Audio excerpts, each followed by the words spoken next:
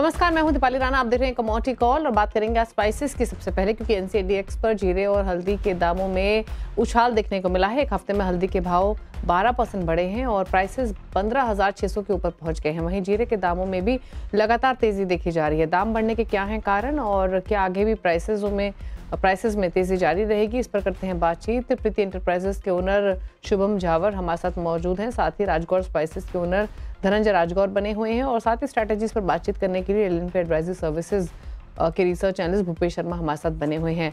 आप सभी का स्वागत है इस शो में। और सबसे पहले तो बात टर्मरिक की कर लेते हैं, जहां पर हमने एक हफ्ते के दौरान ही 12% तक की तेजी लगातार बनते हुए देखी है। प्राइसेस कंसिस्टेंटली ऊपर की तरफ रहे हैं। कई सारे फैक्टर्स हालांकि रहे हैं जिसने इस तेजी को सपोर्ट किया है, लेकिन सबसे पहले समझना चाहेंगे कि ये तेजी कितनी टिकाऊ है।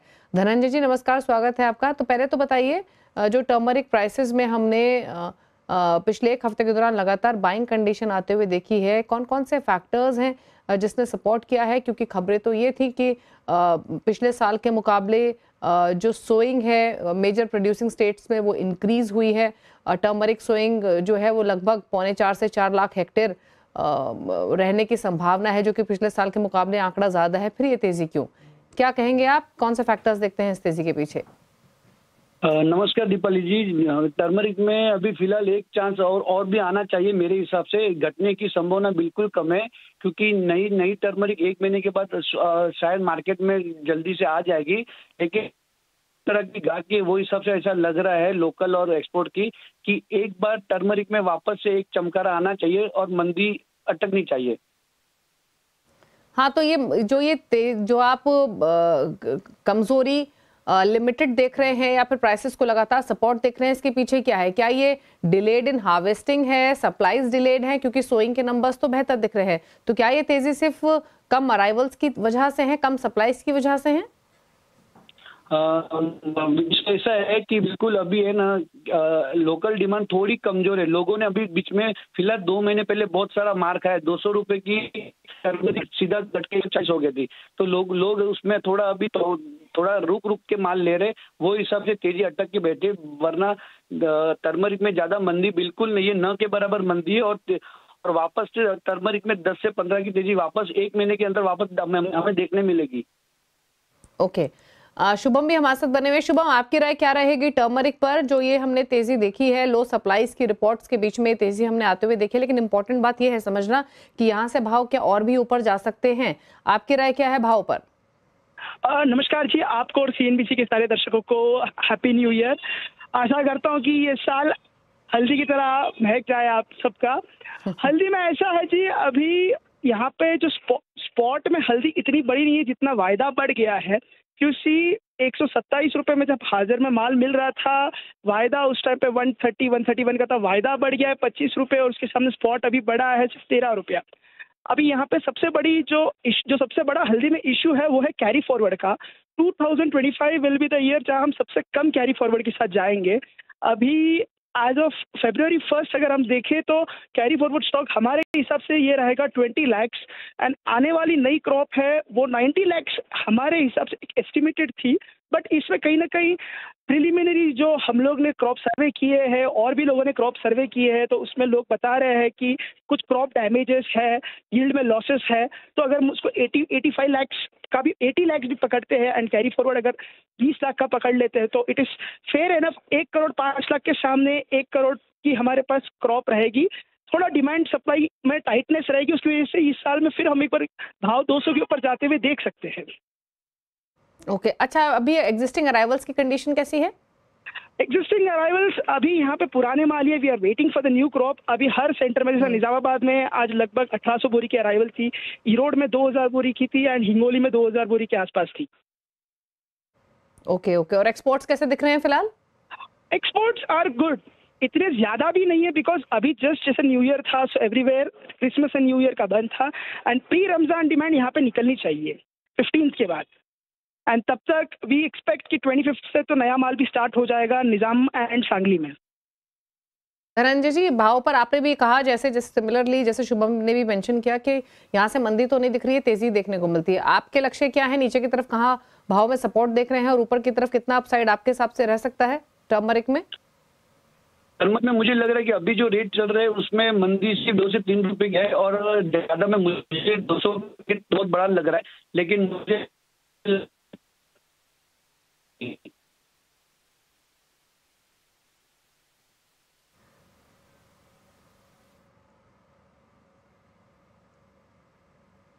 ओके, चलिए धनंजय की ऑडियो क्लियर नहीं आ रही है, कोई तकनीकी खामी है, लेकिन शुभम से बात अब जीरे पे कर लेते हैं। अच्छा शुभम, अगर हम जीरे की बात करें तो रिपोर्ट्स तो यही है कि गुजरात हो या फिर राजस्थान हो, वहां पर जो सोइंग है वो डिले हुई है।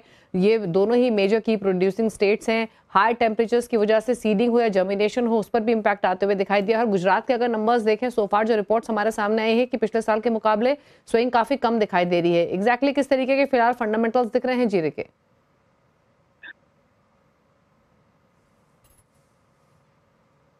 शुभम?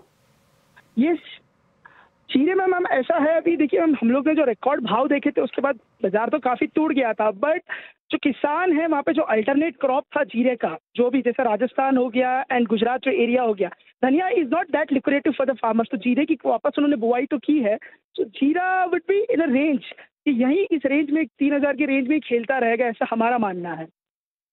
ओके, धनंजय जीरे के भाव पर आपकी राय क्या है? जीरा मार्केट 2 दिनों से थोड़ा ठंडा है, हल्के मालों में बाजार ठंडा है और अच्छी क्वालिटी में जीरा मार्केट कम आ रहा है, लेकिन जब तक जीरा नया नहीं आता है तब तक बहुत मंदी नहीं है लग रही है, सामने बहुत तेजी भी नहीं लग रही है। 2 दिनों से फिर से ठंडी गायब हो गई है मैम। और राजस्थान में मुझे लग रहा है कि हमारी लैंग्वेज में हम बात करें तो बोलते हैं ना, राजस्थान में पूरा 1 रुपया क्रॉप आएगा और गुजरात में 70 पैसा क्रॉप आएगा।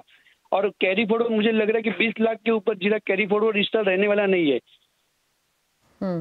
ओके, चलिए शुक्रिया धनंजय और शुभम, आप दोनों ही कमोडिटीज पर अपने प्राइस व्यू फंडामेंटल्स डिस्कस करने के लिए। भूपेश, आपका प्राइस व्यू क्या है इन दोनों ही कमोडिटीज पर? फंडामेंटल्स का आपने जिक्र सुना, टर्मरिक को लेकर ज्यादा बुलिश दोनों ही दिखाई दे रहे थे, जीरे रेंज बाउंड रह सकता है, बट आप कैसे देखते हैं प्राइस पॉइंट ऑफ व्यू से? आपकी राय क्या है? जी नमस्कार दीपाली जी, अगर टेक्निकल पॉइंट ऑफ व्यू से बात करूं तो मुझे लगता है कि टीएमसी में ये ऊपर एक सप्लाई जोन है, बाजार करंट भाव पर खरीदारी से एकदम दूरी बनानी चाहिए।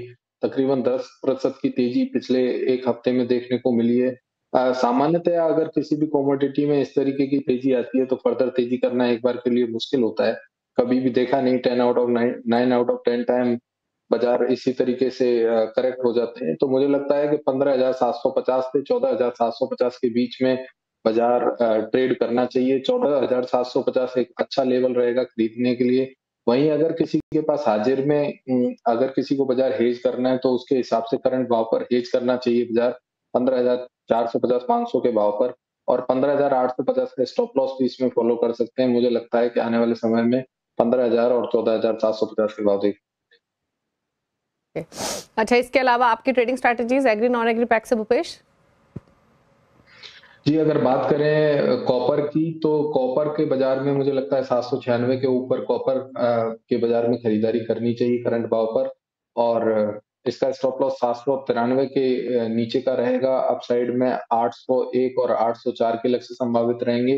वहीं अगर क्रूड की बात करी जाए तो करंट भाव पर क्रूड के दाम में खरीदारी करनी चाहिए। स्टॉप लॉस इसका 6210 के नीचे का रहेगा।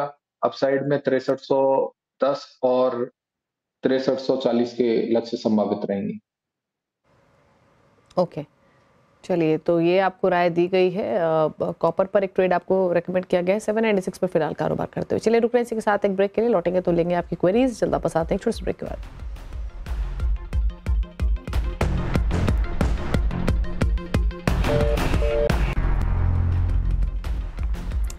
आप दे रहे कमोडिटी कॉल, भूपेश शर्मा हमारे साथ बने हुए हैं आपकी क्वेरीज को आंसर करने के लिए। फटाफट से लेते हैं हम क्वेश्चंस को। शो में पहले व्यूअर अजीत कुमार है दिल्ली से, जिन्होंने सवाल भेजा है। सोने पर इन्होंने एक लॉट खरीदा हुआ है 74,200 के भाव पर, जानना चाहते हैं क्या करें इस पोजीशन में। तो बताइए क्या सजेशन गोल्ड की इस पोजीशन पर 74,200 की बाइंग क्या करना चाहिए? जी अगर गोल्ड की बात करी जाए तो गोल्ड का ट्रेंड और मोमेंटम दोनों ही पॉजिटिव बने हुए हैं। इन्हें 77,000 का स्टॉप लॉस इन्हें फॉलो करना चाहिए। 77,740 का दाम है अभी, और मुझे लगता है कि गोल्ड ऊपर में 78,050 और 78,450 तक के लक्ष्य आने वाले समय में देखने को मिल सकते हैं। अगला सवाल पायल शर्मा ने भेजा है लखनऊ से चांदी पर। इन्होंने एक लॉट खरीदा हुआ है 85,900 के भाव पर। लॉन्ग टर्म व्यू जानना चाहती हैं। ये भी जानना चाहती हैं कि और खरीदारी की जा सकती है क्या इन स्तरों पर। जी, मुझे लगता है एक बार नई खरीदारी से दूरी बनानी चाहिए, परंतु जो एग्जिस्टिंग पोजीशन है उसको होल्ड कर सकते हैं। अपसाइड में मुझे लगता है कि बाजार यहाँ से 91,500 तक संभावित रहेगा। इसके ऊपर मुझे लगता है कि एक बार चांदी थोड़ा आउट परफॉर्म अभी करने से दूरी बनाएगी, क्योंकि जिस हिसाब से डॉलर इंडेक्स में एक बड़ी तेजी देखी जा रही है, मुझे लगता है कि गोल्ड और सिल्वर में कभी भी एक बड़ा करेक्शन देखने को मिल सकता है। ओके। प्रीतम सिंह ने सवाल भेजा उत्तर प्रदेश पर कॉपर पर। ये एक नई एंट्री लेना चाहते हैं, एक लॉट खरीदने का सोच रहे हैं। मौजूदा भाव पर खरीदे या भाव यहां से नीचे जा सकते हैं तब एंट्री ले, क्या सलाह? जी, अगर शॉर्ट टर्म के लिए खरीदना चाहते हैं तो अभी थोड़ी देर पहले बाइंग कॉल दी है कि 796 पे खरीदना चाहिए, 793 का स्टॉप लॉस लगाकर। अगर पोजिशनली खरीदना चाहते हैं तो 781-82 के आसपास कभी भी कॉपर मिलता है आने वाले 15 दिन में या 30 दिन में, तब खरीद सकते हैं। 775 के नीचे का स्टॉप लॉस लगाएं, 810 और 835 के लक्ष्य संभावित रहे।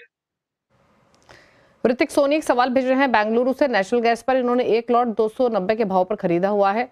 मुनाफा बुक करें या होल्ड रखें, क्या सजेशन? जी, नेचुरल गैस की बात करें तो नेचुरल गैस का ट्रेंड और मोमेंटम अभी भी पॉजिटिव बना हुआ है। एक आज बाजार में 4% की मंदी देखने को मिल रही है। मुझे लगता है कि यहाँ पर एक कॉन्ट्रेरी व्यू देना चाहूंगा। 299 के स्टॉप लॉस लगाकर खरीदारी करनी चाहिए। 319 और 326 के लक्ष्य संभावित रहे। रमेश ने एक सवाल भेजा है एल्यूमिनियम पर। 238 की खरीदारी है, 2 लॉट लिए हुए हैं। जानना चाहते हैं क्या करें यहां से आगे, क्या स्ट्रैटेजी रेकमेंड करेंगे एल्यूमिनियम पर? जी, एल्युमिनियम की बात करें तो एल्युमिनियम का बाजार का ट्रेंड और मोमेंटम दोनों ही नेगेटिव बने हुए हैं, परंतु फिर भी एक लिमिटेड डाउनसाइड समझ आती है। 236 के आसपास कहीं भी बाजार मिलता है तब इसमें खरीदारी कर सकते हैं, जिसका स्टॉप लॉस 234 के नीचे का रखें। अपसाइड में 241 और 245 के लक्ष्य संभावित। ओके। अच्छा, आपका क्रूड ऑयल पर राय क्या है भूपेश? यहाँ पर इंटरनेशनल मार्केट्स में भी हमने स्पर्ट आते हुए देखा है। ब्रेंट $76 के पार निकला। घरेलू बाजार में भी देखें तो तेजी देखने को मिली है। पॉलिसी सपोर्ट आते हुए दिखाई देगा। इस एंटिसिपेशन में ये तेजी बनी है, कितनी टिकाऊ है, कैसे देखते हैं फंडामेंटल्स? और अगर कोई ट्रेड लेना हो तो सजेशन क्या है क्रूड पर? अगर फंडामेंटल्स की बात करी जाए तो मुझे लगता है कि जिस हिसाब से इन्वेंट्री में एक घटाला देखने को मिल रहा है, उस हिसाब से लगता है कि बाजार में ये कीमतों को सपोर्ट करता रहेगा। और वहीं एक ट्रम्प का चुनाव होने वाला है, मतलब शपथ लेने वाले हैं ट्रम्प। अब उसके बाद मुझे लगता है कि अगर टेक्निकल पॉइंट ऑफ व्यू से देखा जाए तो 6200 के करीब एक अच्छा सपोर्ट समझ आता है। 6200 का स्टॉप लॉस लगाकर करंट भाव पर भी खरीदारी करनी चाहिए। 6330 और 6400 के लक्ष्य भी संभावित रहेंगे। ऑल्दो इंटरनेशनल मार्केट्स में जो हमने तेजी देखी वो इन्हीं होप्स में देखी कि जो गवर्नमेंट्स हैं अक्रॉस द वर्ल्ड वो पॉलिसी सपोर्ट इंक्रीज कर सकती हैं टू रिवाइव इकोनॉमिक ग्रोथ, जिसकी वजह से डिमांड शायद इंप्रूव होती हुई दिखाई दे। और इन एंटिसिपेशन के बीच में ये तेजी इस स्पेस में बनती हुई दिखाई दी। हालांकि फिलहाल ½ % नीचे है, लेकिन हमने तेजी देखी यहाँ पर आते हुए इंटरनेशनल मार्केट्स में। चलिए एक सवाल और लेते हैं। कपिल ने एक सवाल भेजा है और ये सवाल इन्होंने भेजा है कैस्टर पर। 6350 की पोजीशन इन्होंने खरीदारी की साइड बनाई हुई है। जानना चाहते हैं क्या करें? जी, कैस्टर सीड मुझे लगता है कि ऊपर में एक अच्छा सप्लाई फेस कर रहा है। 6480 से 6500 के मध्य। मुझे लगता है करंट भाव पर अगर हाजिर के व्यापारी हैं तो इन्हें अपनी पोजीशन को हेज करना चाहिए। नीचे में कैस्टर सीड 6330 6250 के लक्ष्य एक बार पुनः देखने को मिल सकते हैं। और खाली एनसीडीएक्स करते हैं तो भी इन्हें करंट भाव पर बिकवाली करनी चाहिए 6480 के स्टॉप लॉस लगाकर। नीचे में जो टारगेट 6250 तक के संभावित रहे। दीपक ने एक सवाल भेजा है ग्वारगम पर। 10,380 की इन्होंने बाइंग बताई है। जानना चाहते हैं क्या करें? यहाँ से एक प्राइसेस पर एक आउटलुक भी लेना चाहते हैं। इनकी पोजीशन खरीदारी की तरफ है ग्वारगम में। जी, ग्वारगम का ट्रेंड और मोमेंटम अभी दोनों ही पॉजिटिव बने हुए हैं। मुझे लगता है कि 10,550 का ट्रेलिंग स्टॉप लॉस लगाकर इन्हें अपनी पोजीशन में बने रहना चाहिए। अन्यथा कोई भी नई पोजीशन बनाना चाहते हैं तो 10,550 का स्टॉप लॉस फॉलो करें। अपसाइड में 10,850 और 11,020 तक के लक्ष्य संभावित रहेंगे। ओके। श्रीकांत एक सवाल भेजे हैं नासिक से टर्मरिक पर। इन्होंने टर्मरिक में नई खरीदारी करने के बारे में पूछना चाहते हैं कि इन स्तरों पे नई बाइंग की जा सकती है या फिर रुके, क्या सजेशन टर्मरिक पर? जी, जैसा कि अभी बताया था कि टर्मरिक में अभी एक बार नई खरीदारी से दूरी बनानी चाहिए।